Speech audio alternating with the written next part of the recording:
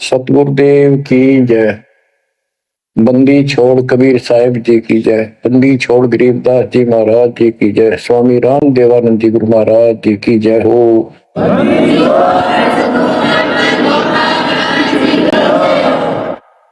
सर्व संतों की जय, सर्व भक्तों की जय, धर्मी पुरुषों की जय। श्री काशी धाम की जय, श्री सुडानी धाम की जय, श्री क्रोथा धाम की जय, श्री बरवाड़ा धाम की जय। सत साहिब गरीब नमो नमो सत पुरुष को नमस्कार गो की नहीं। छोर नर मुनि जन साधु संतों सर्वस दीन। सतगुरु साहिब संत सब दंडोतम प्रणाम। आगे पीछे मत हुए किनको कुर्बान। बच्चों, धन्य है आपके माता पिता जिससे जन्म हुआ। धन्य है आपके पिछले जन्मों की भक्ति और संयम। उसी के परिणाम स्वरूप आज आप परमात्मा की शरण में आए हो। लख वर्षूरा जूझ ही लख वर्षा मध्य लख वर्ती जहान में तो सतगुरु से मांगे। भावार्थ है कि आप इतने अच्छे धर्म कर्म वाले व्यक्ति रहे हो, लेकिन मोक्ष नहीं मिला। मोक्ष न मिलने का कारण परमात्मा पे अविश्वास रहा। जिस भी धर्म में जाति के अंदर हम जन्मे, हम उन्हीं क्रियाओं को उत्तम मानते रहे। परमात्मा के ज्ञान से प्रेरित होकर कुछ दिन भक्ति जरूर की, लेकिन एक से अनेक अधिक नहीं थे हम, फिर हम रह जाते थे। लेकिन ये परमात्मा हमारे पिता हैं कबीर साहब, हमारे सच्चे साक्षी हैं, हमारे एकमात्र हितैषी हैं इन काल के 21 ब्रह्मांड रूपी नरक में।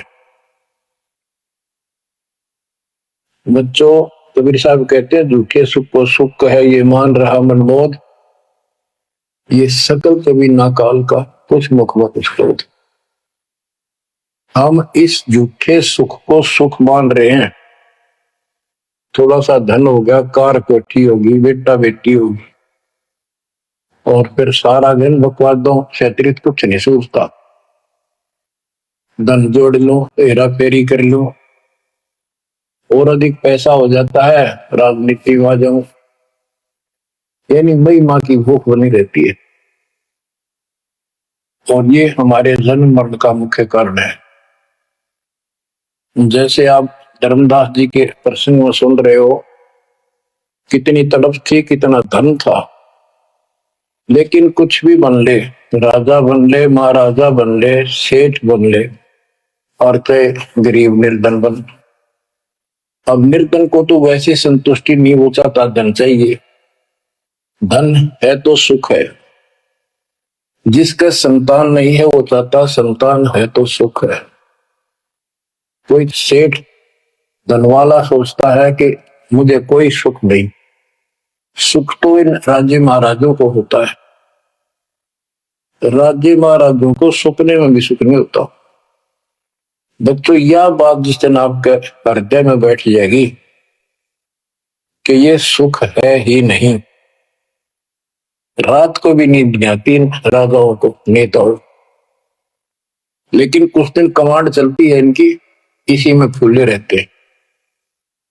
फिर ये भी सोचते हैं कि स्वर्ग में सुख होगा।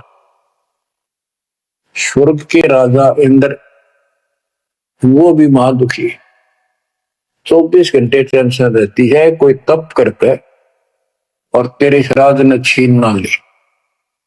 स्वर्ग का राजा नीचे यज्ञ करके या तप करके बनता है, और उसमें एक शर्त होती है कि तेरे शासन के दौरान, तेरे शासन काल में यदि कोई पृथ्वी पे ऐसा तप कर लेगा जो खंड ना हो, कुछ समय निर्धारित है, और 100 अश्वमेध यज्ञ निर्बाध कर गया तो तेरी पदवी को छीन लिया जाएगा, उसको ये पद दिया जाएगा। तो बच्चों, उस राज को बनाए रखने के लिए इंद्र कति हद भी पार कर देता है, अति कर देता है, इज्जत बेइज्जती का सवाल भी नहीं रहता। एक प्रसंग आता है, मार्कंडे गोसाई तपस्या कर रहे थे बंगाल की खाड़ी में। इंद्र को पता चला कि एक साधक मार्कंडे बहुत जबरदस्त तप कर रहा है और कुछ दिनों में उसका तप संपूर्ण होने वाला और तेरी गद्दी जाएगी। उसने अपने देवता गुप्त रूप में गुप्तचर छोड़े होते हैं। इंद्र ने अपनी पत्नी भेजी उसका धर्म खंड करने के लिए। कति अंत हो जाता है आदमी जब अपनी पत्नी को परपुरुष के पास भेजता है, यह कति गिरावट की अंत आ जाता है। इतना जलील होना पड़ता है इस राज्य को बनाए रखने में, और वो भी हार जाती है। फिर इंद्र जाता है। ये लंबी कथा है, फिर कभी बताएंगे। मार्कंडे ऋषि इंद्र की पदवी को टारगेट करके तप नहीं कर रहा था। ये ऋषि क्या करते रहते हैं, ओम नाम का जाप करते हैं और तप करते हैं। तब तो इन्होंने ब्रह्मा जी से लिया। ब्रह्मा जी कमल के फूल पर बैठे थे। जब वो होश में आए, कमल जल पे होता, कमल का फूल सब जगह जल ही जल था। आकाशवाणी हुई कि तप करो। यह आकाशवाणी उसने भगवान की मानी। 1000 वर्ष तप किया। फिर आकाशवाणी हुई सृष्टि रचो, यानी जीव उत्पत्ति करो। तो कहने का भाव ये है बच्चों, फिर बाद में इनको वेद मिले, ब्रह्मा ने वेद पढ़े। ये सारे ब्राह्मण ब्रह्मा की संतान है। इनका सबका गुरु ब्रह्मा जी है। ब्रह्मा जी ने इनको बताया ओम नाम का जाप वेद में लिखा है। बच्चों, ब्रह्मा जी ने वेदों को पढ़ा। उसमें यजुर्वेद अध्याय 40 मंत्र 15 में ओम नाम है। चारों वेदों में कहीं और दूसरा नाम नहीं, ना दोबारा ओम नाम का जिक्र है। तो इन्होंने ओम नाम तो वेदों से ले लिया और तब आकाशवाणी मान ली भगवान की, ब्रह्मा जी ने। तो ऋषियों ने उसी आधार पर साधना की। मार्कंडे भी वही डले हो रहा था। उसको इतना जरूर पता था कि इंद्र का राज एक अन्य गानी ओम के जाप से ब्रह्मलोक प्राप्ति होती है। तो वो ओम नाम का जाप करता था, उधर से वो तप भी करता था। ओम नाम के जाप से ब्रह्म लोक प्राप्त होता है। गीता अध्याय 8 श्लोक 13 में गीता बोलने वाला प्रभु कहता है ओम इति एक अक्षरम ब्रह्म विवहारं माम अनुसमरण ये पर्याति तजन देहम स याति परमाम गतिम।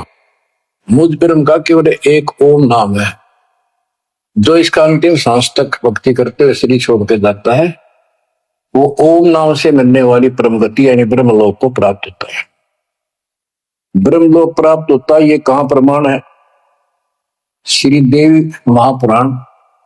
श्री देवी जी दुर्गा जी राजा हिमालय को बताती है। राजा हिमालय कहता है जी मुझे मोक्ष मार्ग बताओ। वो देवी का परम भगत था।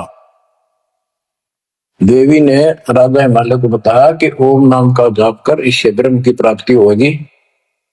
दिव्य आकाश रूपी ब्रह्म लोक में रहता है। इतिश्री ब्रह्म, ओम नाम के जाप से ब्रह्म लोक प्राप्ति है। गीता अध्याय 8 श्लोक 16 में लिखा है कि ब्रह्म लोक में गए साधक भी पुनरावृत्ति के अंदर है, दोबारा जन्म मृत्यु में आते हैं। अब जो साधना कर रहा है उसको कति उत्तम मान कर करे, ना तो करे को नहीं, इच्छा ही नहीं बड़ा उसकी। बताओ, इनको ये नहीं बता तुम कर के रहे हो, इसका प्रतिफल क्या हो। एक कथा सुनाऊं, छोटा सा चुटकुला, सच्चाई है, चुटकुला नहीं, उदाहरण। दास के पास एक बहन अपनी दूसरी बहन को लेके आई। उसका पति शराब पिया करता और रोज पीटे, झगड़ा रखे। तो जो लेके आई थी उसका पति भी इतना नालायक था, परमात्मा ने दया करी, वो सुधर गया और तगड़ी भक्ति करने लग गया, खूब सुधर गया। चर्चा होगी गांव में। तो वो बहन बोली जी मैं तो अपनी बहन को देख कर आई हूँ, इसके तो सारे सुख हो गए। मैं बेटी आपके भी हो गए, आपको ये हमारी मर्यादा का पालन करना पड़ेगा। वह बोली जी मैं ये व्रत ना छोड़ दूं, 16 शुक्रवार के व्रत करती हूँ। 16 शुक्रवार के व्रत करने हैं, वो तो 5-6 हुए हैं मेरे। मैं बोला बड़ा नाम लेना बेटी, वो सब त्यागने पड़ेंगे। ये व्रत रखती किस उद्देश्य से है, कि लाभ होगा आपको। फिर तो वो बहन बोली जी बताई थी किसी ने, अब तेरा पति शराब छोड़ देगा। मैं बोला पहले 16 शुक्रवार व्रत के प्रतिफल बताऊं के उसे, इसका लाभ क्या है। ये आन उपासना ये डड़े ढोने वाले क्या बताते हैं कि एक बहन का पति परदेश में गया था और वो 2-3-4 साल तक आया नहीं। उसने किसी ज्योतिषियों से दिखाया, पत्रे हाथ दिखाए, किसी ने बता दिया कि तेरा पति तुझे भूल चुका है, तेरी याद नहीं रही। माता संतोषी के व्रत रख 16, तेरा पति वापस आ जाएगा। उसने व्रत रखने शुरू किए शुक्रवार के 16वें दिन, 16वें व्रत वाले दिन वापस आ गया। ये है इसका फल। और मैं बोला तेरा पति रोज आवे रोज कूटे, गड्ढेगी तू इस बता के फूकेगी बरता, बुद्धि कान रखेगी तुम्हारी। तंती रखना नहीं चाहिए, 2-4 दिन ना हो तो बढ़िया, पिटाई देना हुआ। कहने का भाव यह बच्चों, इन गुरुआ गांव बिगाड़े संतो गुरुआ गांव बिगाड़े, ऐसे कर्म जीव का लागिए ईव जड़ेंगे जाड़े। तो मार्कंडे ऋषि इंद्र से कहता है, इंद्र तू इंद्र की पदवी छोड़ दे, अगले जन्म में गधा बनेगा। इंद्र कहता जी फेर की फेर देखी जाएगी, तो मौज करने दो।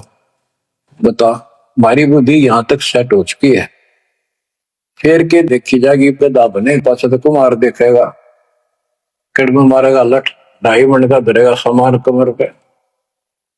मार्कंडे ऋषि उसको कहता तू मेरे वाली साधना कर ले, तुझे ब्रह्म लोक पहुंचा दूंगा। बच्चों वो कहते हैं ना, बेड की लात गोडने तले तले, ये कहीं जा लो, इनका ये इतना ज्ञान है, इतनी इनकी अंतिम भक्ति है। अब प्रसंग चल रहा है धर्मदास जी का।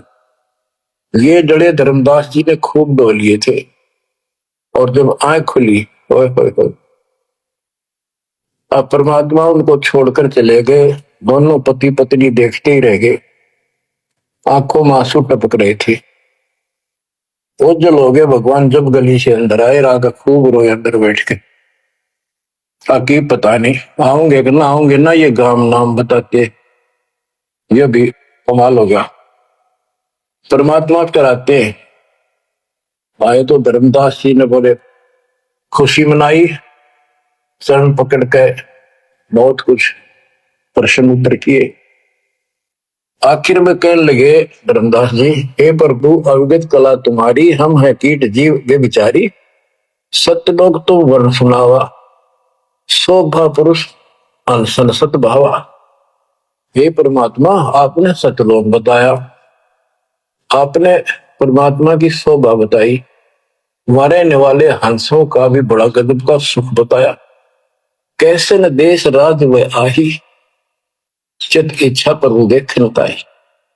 कि वो कैसा देश है, कैसा लोक है, मेरा मन करता है उसमें देखो।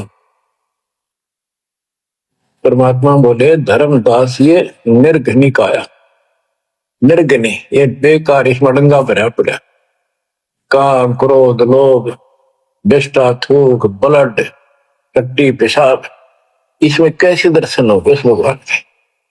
मैं जो बताता हूं तू ऐसे भक्ति शुरू कर दे, और जब शरीर छोड़ के जाएगा तो आपको परमात्मा के दर्शन हो जाएंगे। वहां सतलोक भी देखिए, वहां सारे अपने बहन भाइयों में खुशी करे ना। धर्मदास ये निर्गनिकाया, ये तन पुरुष दर्श के में पाया, इस तन में भगवान कैसे दिखेगा। तन ठीक का जो पूरा हो भाई, सतलोक तो देखो जाए। जब ये तेरा शरीर का समय पूरा हो जाएगा जीवन, फिर इसको छोड़ के सतलोक देख लिए जाके। धर्मदास के चरण में हो रहा, हे प्रभु दर्शा मिटाहो मोरा। शरण टेक प्रभु विनय तो ही, पुरुष दर्श बिन कल नहीं मोही। दोनों चरण पकड़ के धर्मदास ने बोला, ये भगवान एक में दिखा दो, मेरी यह भगवान के दर्शन की प्यास मिटा दो, उसके दर्शन बिना मुझे एक पल भी चैन नहीं होगी। परमात्मा बोले, भाई मैं ही हूं प्रभु, सारी सृष्टि का मालिक मैं हूं, मैं आपका गुरु हूं। दीक्षा दी धर्मदास जी को फिर, मैं आपका गुरु हूं, मैं आपका भगवान हूं, मैं सत्पुरुष हूं और मेरा ही नाम कबीर है। लेकिन उसके आवाज समझ में नहीं आई और बार बार यही कहने लगा, भगवान के दर्शन करा दे, भगवान के दर्शन करा दो। जब मेरी आत्मा मानने की, बच्चों विचार करो, पहले हम किसी की भी भक्ति शुरू कर दी, राम की, कृष्ण की, शंकर भगवान की, विष्णु भगवान की, किसी की भी, और सब स्वर्ग बताया करते। कदे इस मन भाई का अगला स्वर्ग दिखाओ, हमने जब मानूंगा। पर जब ठीक ठिकाना आता है, ये मन अड़ियल घोड़े की तरह अड़का खड़ा हो जाता है। तीसरे केवल बकवाद करवानी, अच्छे राह पर लगते समय सौ बाधा पैदा करता है। ये मन अड़ रहा था। गुप्त भय प्रभु अविगत ताता, धर्मदास मुख आवन बाता। जब इतनी जिद करी, परमात्मा अंतर ध्यान हो गया और धर्मदास मुंह खोले रह गया, ना हाँ करे ना बोले, या के बनी क्या कहने लगा, मैं मति हीन कोमती मोह लागा, मोह समकोल है जग में बागा, मैं मूर्ख प्रतीत न कीना, असाहिब के मैं नहीं चीने। अब कौन विधि दर्शन पाऊं, दर्शन बिना मैं प्राण गवाऊं। चरणोदक बिन करुण अग्रासा, तदो शरीर कह धर्मदासा। अब क्या कहता है, मैं बड़ा निकम्मा, मैं दुष्ट आत्मा, मतिहीन, कितना मुंह ला लिया भगवान ने मेरे को, और देख मैं कितनी इज्जत कर गया, मेरे जैसा निर्भाग धरती पर नहीं। मैं मूर्ख, मैंने भगवान पर विश्वास नहीं किया। फिर वो बुरी तरह, इस मन की यह गंदी आदत है। अब कौन विधि दर्शन पाऊं, दर्शन बिना मैं प्राण गवाऊं। चरणों तक बिन करो न ग्रासा, जब लगूं के चरण धोकर नहीं पी लूंगा मैं, अन्न नहीं खाऊं। तो जो शरीर कह दर्द, नहीं तो मरूंगा। दिवस सात लग अन्न न खावा, भजन अखंड नाम लोला। जो नाम दिया था उसमें डट कर भक्ति करता रहा, ना कुछ खाया ना पिए। सातवें दिन पर वो प्रगट दिखाए, धर्मदास पद गए अपलाए। सातवें दिन परमात्मा आए, धर्मदास ने पैर तरफते हुए बड़े बड़े ने पैर पकड़ लिए। दृढ़ श्वासा निपट अधीरा, पड़े चरणन में अक्षीण शरीरा। शरीर बहुत कमजोर हो गया था। धरती में पड़े पड़े न सर्क के वाले के चरण पकड़ लिए। कर गए साहिब तही उठावा, शीश हाथ दे अंक मिला। परमात्मा ने उसके अपने हाथ का सहारा देकर उसको खड़ा किया और फिर अपने सीने से लगाया। धर्मदास चरणोदक लीना, चरण पखार आचमन कीना। धर्मदास ने फिर उठ के जल लाया, परमात्मा के चरण धो के पिए। परमात्मा बोले, हे धर्मदास, प्रसाद कुछ पाओ, कुछ खा लो। कर प्रसाद तो मुंह पे आओ, मेरे पास आओ फिर तो, और फिर मैं तुझे सारा ज्ञान बताऊंगा। तो धर्मदास ने जल्दी जल्दी कुछ खाया। उसका ये टेंशन थी कि चले ना जा। थोड़ा बहुत खाया, पानी पी के पटदे से आगे बैठ गया। धर्मदास का शरनाई, सुन प्रभु अगर अपार, 7 दिवस कहाँ रहे, कौन देश पगडार। तो परमात्मा से पूछने लगा है, भगवान आप कहाँ रहे, कैसे कैसे रहे, कहाँ गए। फिर उसी बात पर आकर गया, हे प्रभु चिंता गढ़ करो मोरा, पर उस दर्श देव करुण हो रहा। मैं हाथ जोड़ू, आपके निहोरे निकालू, मुझे भगवान के दर्शन दिखा दे। परमात्मा कहते हैं, धर्मदास ये हट का कर हो, मानो शब्द शीश पर धर हो। मैं तो कहूँ वो मान ले तू, हमरे गहे पुरुष पे जय है, बिना गहे वो हजार न पे। अब मेरे नाम को तो ठीक से जब मैं मिल गया, गुरु के बिना उस भगवान की प्राप्ति नहीं हो सकती। हमसो पुरुष ऐसा आही, जल तरंग जल अंतर नाही। कि भगवान मेरे में इतना अंतर समझ ले, इतना भी अंतर नहीं है। जैसे समुद्र से लहरें उठती है, लहर और जल अलग नहीं होता। बच्चों, धर्मदास जी को खूब समझाने की चेष्टा की कि हमरी सूरत गहो चितलाई, तभी पुरुष पथ दर्शन पाई। मेरे को भगवान रूप समझो, तब मालिक की प्राप्ति होगी। से हृदय प्रतीत असाने, गुरु और पुरुष भिन्न नहीं जाने।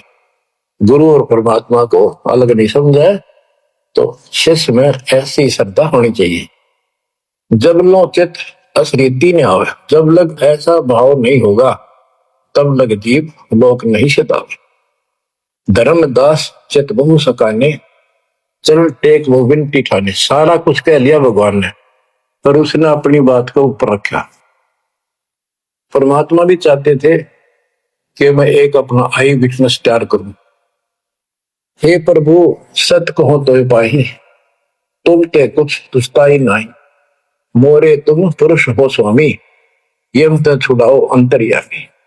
हो प्रभु, वर्णव लोक की शोभा, ताते आदि मोर मन लोभा। आपने इतना सुंदर लोक बताया, वहां के इतने सुख बताए, तो इसलिए मैं देखना चाहता। तब लीला बहुत हम देखा, आपके चमत्कार मैंने बहुत देख ली।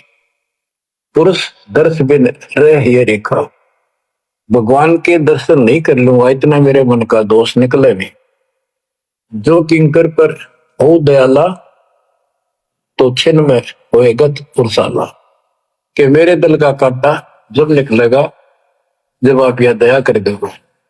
तब परमात्मा ने कहा, धर्मदास ठीक है, चलो। बच्चों, उस समय परमात्मा कबीर जी और धर्मदास अकेले, उसके एक बगीची सी थी, उसमें थे, दोनों ही जने थे। धर्मदास जी की आत्मा को लेके परमात्मा ऊपर चले गए। पीछे से लोगों ने देखा, घर वालों ने जाके देखा, धर्मदास आया नहीं, क्या हो गया? वो बेहोश पड़ा, जैसे कोमा में होता, मरा नहीं। 3 दिन तक ऐसा रहा। मालिक को ऊपर लेके गया। धर्मनी जो ऐसो चितके ना, तन तद चल लोक प्रवीणा। छोड़ इस शरीर को, चल मेरे साथ। राखो तन गौड़ ले हंसा, ता पहुंचे जा काल ही संसा।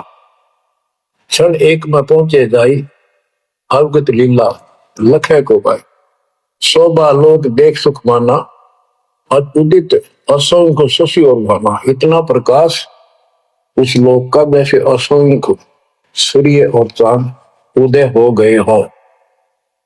परमात्मा कबीर जी जिंदा बाबा के रूप में थे। जब सतलोक में पहुंचे, और जब उस परमात्मा के महल के सामने सतलोक में संतरी खड़ा था, परमात्मा बोले, भाइयों, मृतलोक से एक हंस आए हैं, धर्मदास इनका नाम है, और इनको वह परमात्मा के दर्शन कराओ सतपुरुष के। द्वारपाल ने एक और भगत को बुलाया और कहा, इनको सतपुरुष के दर्शन करा के लाओ, महल में ले जाओ, दरबार में। जब वो लेके चला धर्मदास जी को, बहुत से भगत और आगे हंस हंसनी, यानी जैसे यहाँ भगत कहते हैं, वहां हंस कहते हैं, भगतमती कहते हैं, वहां हंसनी कहते हैं। हंस का अर्थ है, हंस एक पक्षी है जो बुगले जैसा होता है, ताकि सेम टू सेम। लेकिन उसका गुण ये होता है, वो मांस मच्छी नहीं खाता, भूखा मर जाएगा, केवल मोती खाता है। अर्थात संत भगत वो होता है जो सब बकवाद छोड़ दे, केवल राम नाम के मोती सेवा सुमन दान करे, उनको हंस कहते हैं। तो काफी हंस इकट्ठे होकर आगे भगत और हंसनी भगतमती। बच्चों, जैसे दास बताता रहता है जो बच्चे स्कूल में सुख लेना चाहते हैं और वहां बकवादों में लगे रहते हैं वो सदा दुखी होते हैं। अपनी पढ़ाई पूरी करके बढ़िया नौकरी मिल जाए फिर नाचो गाओ, वहां सुख लो सारा। नाचने गाने का मतलब यहाँ पृथ्वी लोक पर रहना नहीं। भाव ये है कि जब आप सतलोक चले जाओ तो वहां मौज करियो सारी है। यहाँ का नाचना कित का गाना, एक पल में पता नहीं क्या हो जाए। तो जैसे सतलोक में दूसरे धर्म वाले कई कहते हैं, जो सतलोक की महिमा बताते हैं कि सतलोक में प्रकाश ही प्रकाश है, वहां और कुछ है ही नहीं। वो आत्मा उसमें ऐसे मिल जाती है जैसे बूंद समुद्र में। ये पूरा राधा स्वामी पंथ, सच्चा सौदा वाले, सरसाले देव भूदेव वाले और भी सब इस यह रटला रहे, वहां कुछ नहीं है। और आंखों देखा धर्मदास क्या बताता है, वाणी पढ़ता हूं, ये वैसे लिखी हुई है पुराने समय की, शुद्ध नहीं है इतनी, लेकिन अर्थ गजब का है इसका। कहते हैं, जित देखा जगमग झलका ही, देखत हर्षित भय ही है भाई। धर्मदास ने जहां देखा इतनी सुंदरता प्रकाश में गजब का नूर चमक, देख देख खुश हो रहा है। द्वारपाल हंस जो रहिया, ताम एक हंस से कहिया, ए हंस तुम जाओ लिवाई, पुरुष दर्श दे आनो भाई। इसको धर्मदास को ले जाओ, परमात्मा के दर्शन करा के वापस यहीं ले आना। चले लिवाए पुरुष जहां, अचानक हंस वो आए तब ही, वहां बहुत से अचानक और हंस आगे वक्त। करत कोलाहल मंगल चारा, शोभा अद्भुत अंग अपारा। ओहो, उनके जो वहां पर भगत आए और भगतनी आई, इतने गजब के सुंदर शरीर देखते ही बने। उनके गले में रत्नों की माला और जगमग दे बहुत गजब का, बहुत सुंदर कपड़े पहन रखे, अमर चीर शोभा धर्माए। अनसन भाल शोभा के वर्णों, धर्मदास कहता है कि उन हंसों के माथे की शोभा क्या बताऊं, बहुत गजब की। रवि करता रो सोडस चंद्र भाल छिवी लहू, यानी 16 चंद्रमा का प्रकाश हो उनके माथे की, इतनी चमक थी, इतना नूर था। हंस कांति प्रतिरोम प्रकाशा, हीरा मणि उदित रोमासा। उनके शरीर की इतनी गजब की शोभा थी, प्रत्येक की रोम रोम की जैसे हीरा मोती चमक रहे हो। उनके शरीर का प्रकाश सोडस रवि, अनसन छवि मोहा, देह प्राण शुभ अमृत शोभा। उनके शरीर की शोभा 16 सूर्यों के प्रकाश जितनी थी। अब वहां भगवान के दरबार में पहुंच जाते हैं वो लेकर के, सिंहासन से भी देखत मनमोहा। ओहो, सुरती हंस अग्रानी अगाने, सत्य पुरुष सकल देखत अरसाने। वहां लेकर गए नाचते गाते हुए, जब उसने भगवान को देखा, धर्मदास जी ने तरह गजब का प्रकाश, एक रोम शरीर के बाल की चमक, करोड़ सूर्य करोड़ चांद मिला दे। एक रोम रवि शशि कोटि सा, एक रोम की शोभा करोड़ सूर्य और चंद्रमा जैसी। पुरुष प्रकाश सतलोक अंजोरा, ताने पहुंचे निरंजन चोरा। कि उस सतलोक का इतना सुंदर प्रकाश है, वहां ऐसी व्यवस्था है कि वहां ये काल निरंजन ये चोर नहीं जा सकता, यानी इसका वहां भय नहीं है। अब सुनो, 4-5 पंक्तियों में कमाल कर दिया। पुरुष कबीर देखा एक भाई, धर्मदास पुन रहे लज्जाई। वहां पर परमात्मा तो सतलोक का मालिक असंग ब्रह्मांड के तकत पर सिंहासन पर विराजमान था, वो वही सूरत थी उनके साथ धरती से नीचे से आया था। ओहो, देखो ये तो लिखा कबीर सागर में, ये वो सुना रहा हूं। और वास्तविकता आपको बताई कि परमात्मा स्वयं उसको साथ लेकर गए और वो चौर करने लगे उसके ऊपर। हमने इसका रस निकालना, सारा रस निकालना है। कबीर सागर का बहुत अड़ंगा कर रखा है इन्होंने, फिर भी हमने निष्कर्ष देखना है। जब धर्मदास जी ने देखा कि ये कबीर इनका सेवक है और ये है भगवान, उसमें रूप दो थे। जब परमात्मा खड़े हुए और जिंदा बाबा वाला रूप उस तख्त पर विराजमान हुआ, बच्चों जिसको धर्मदास भगवान मान रहा था वो खड़े हुए सतपुरुष और परमात्मा जिंदा बाबा वाले वेश सिंहासन पर विराजमान थे, और वो चवर लेकर खुद परमात्मा उस कबीर जिंदा बाबा पर करने लगे। धर्मदास का आश्चर्य का ठिकाना नहीं कि अभी भगवान यो है कि ये है।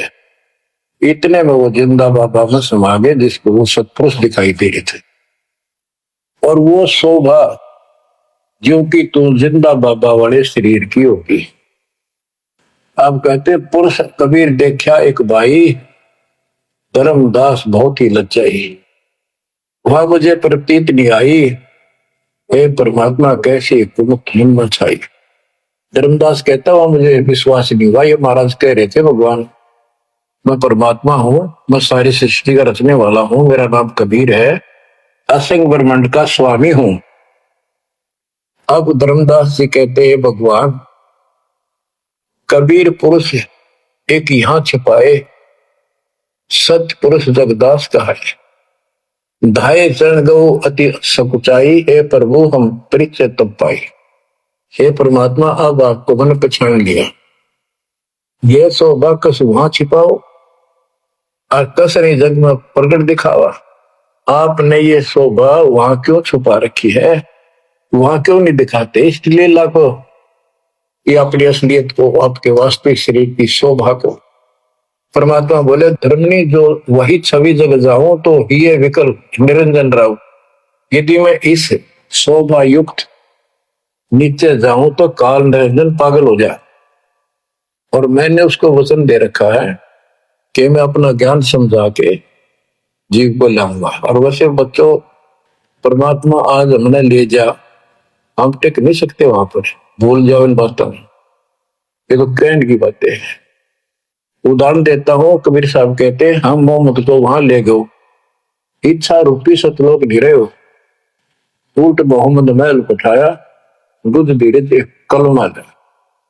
यानी हम हजरत मोहम्मद जी को ऊपर लेकर गए थे कि ये समझ गया तो इन सब इसने लाखों तैयार कर रखे, सबको बता देगा। लेकिन नीचे पर बोता घनी हो गई थी, संगत उबत खूब हो गई थी इसको, और उसके ऊपर पर बोता पाके भूल गया भगवान को, नहीं इच्छा हुई तो वापस छोड़ गई। उस दिन पाछे आप भी मर गया और वहां पर बोता भी रहेगी। काल का इतना अजब गजब जाल है बच्चों। तो धर्मदास जी से बोले कि आप नीचे जाओ, धर्मदास जी बोले भगवान ये वहां ना बेचो, यही रख लो मेरे दाता, और इस नरक में मत दे, अब मैं नहीं जाऊं दाता वहां पर।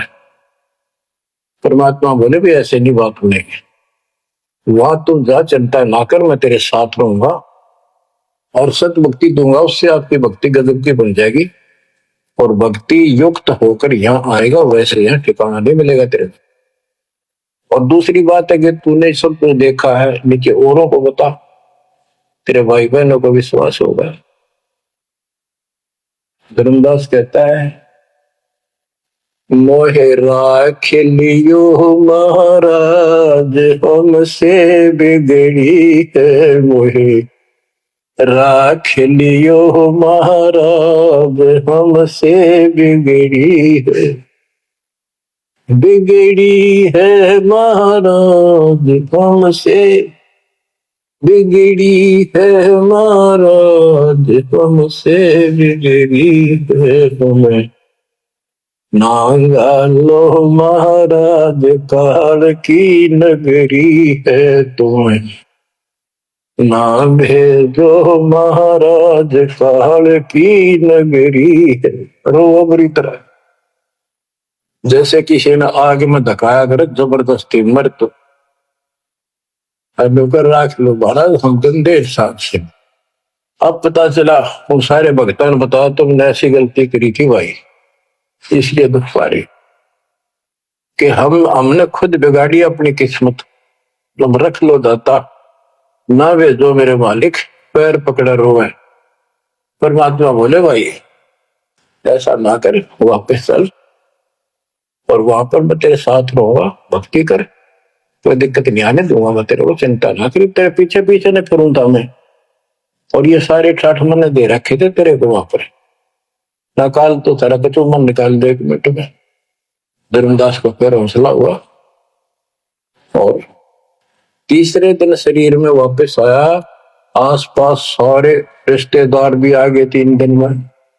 सारा गांव क्यों सेठ था, पैसे वाला था, लोग जोर पे बैठे, ना मरता ना जिंदा, इसका क्या हाल हो गया।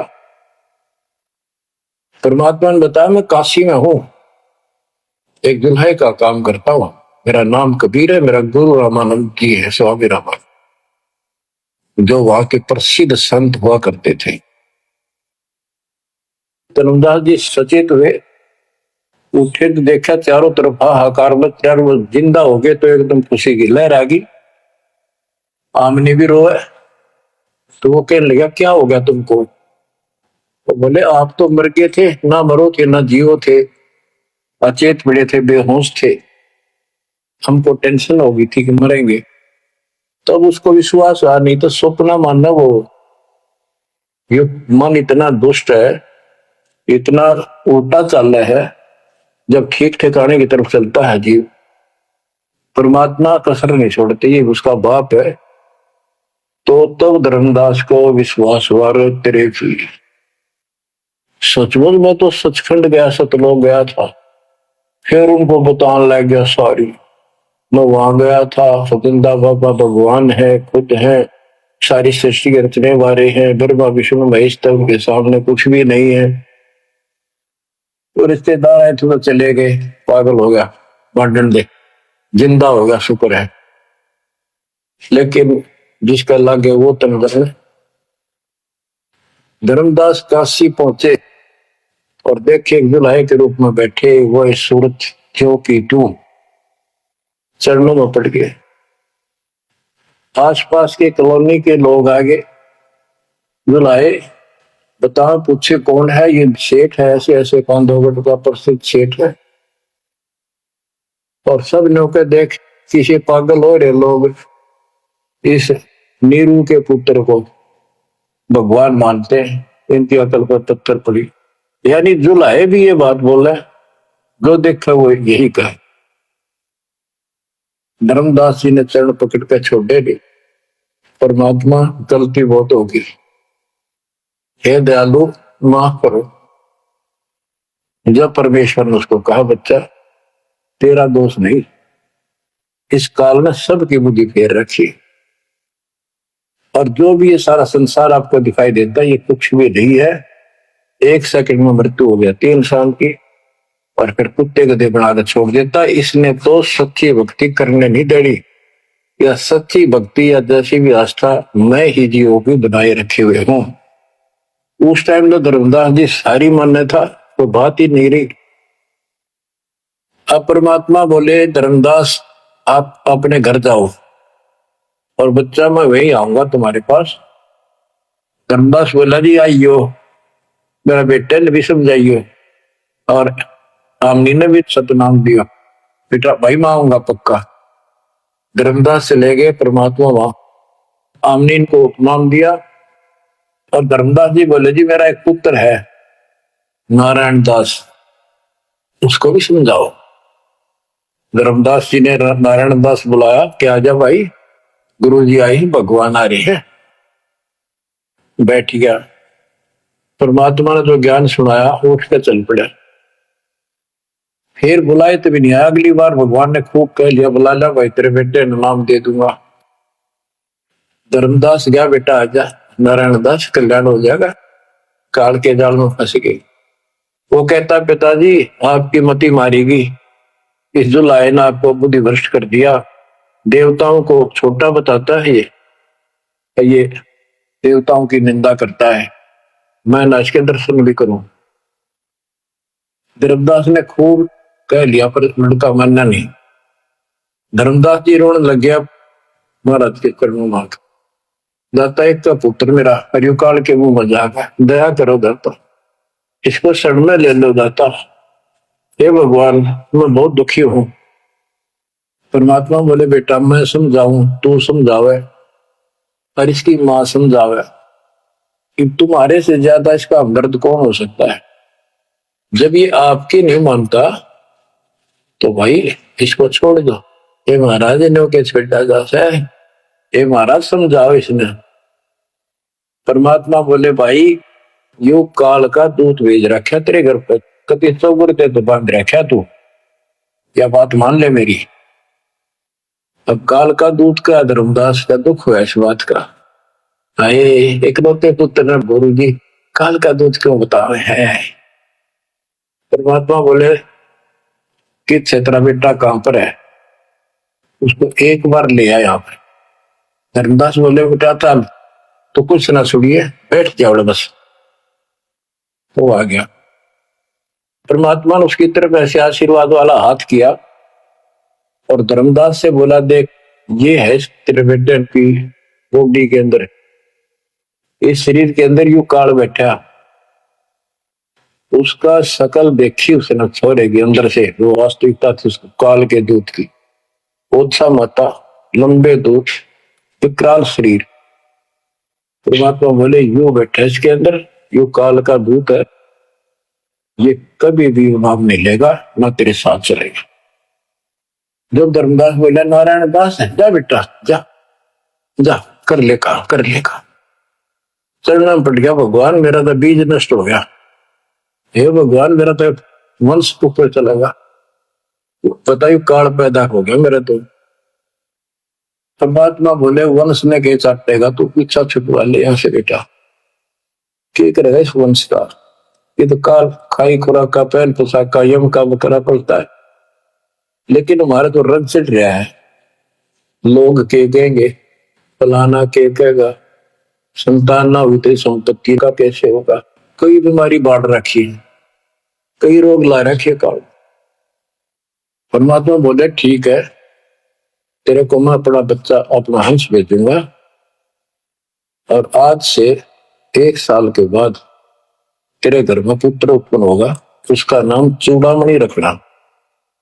उस समय बताते हैं धर्मदास की उम्र 80 साल की हो चुकी थी और आमनी देव भी वरदौलिये थे।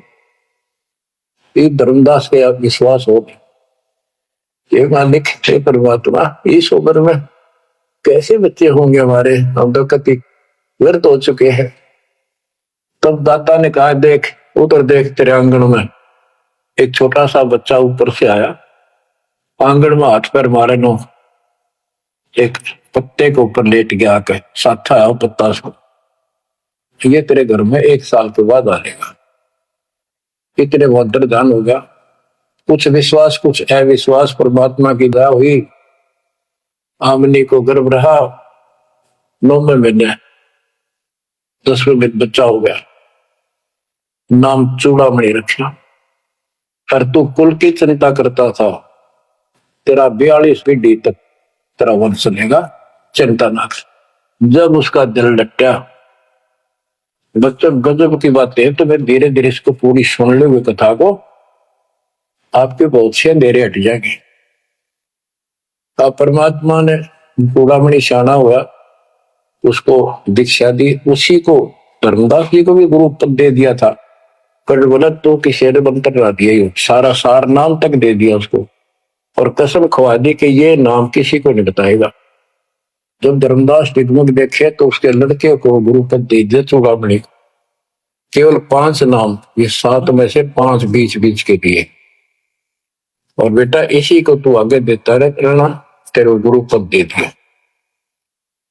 परमात्मा की कोशिश थी ये मंत्र करते रहेंगे, इनको मनुष्य जीवन मिलते रहेंगे, भगवान की आस्था इन बनी रहेगी, कुछ लाभ होते रहेंगे और इस बिचली पीढ़ी तक जाना था उनको।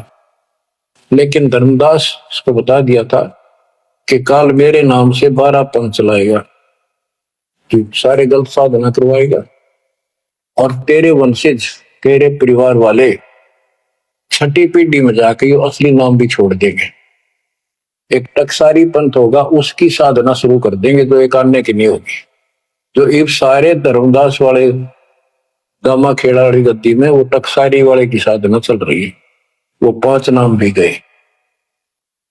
फिर धर्मदास रोने लग गया, हे मालिक इनका उद्धार कैसे होगा? और राजा बोले मैंने कुल दिया तेरा 42 वंश तेरे, उद्धार उसका होगा जो मैं भेजूंगा एक संत भगत अपना दास, उससे तेरे पीढ़ी वाले नाम लेंगे या सारा संसार लेगा, सबकी मुक्ति हो जाएगा। बच्चों, परमात्मा की असीम रजा है, आप ये सत्यनारायण कथा सुन रहे हो और सुनते रहो। मुश्किल से ये अमर कथा मिली है सुनने को। मालिक आपको मोक्ष दे, सदा सुखी रखे। सत साई।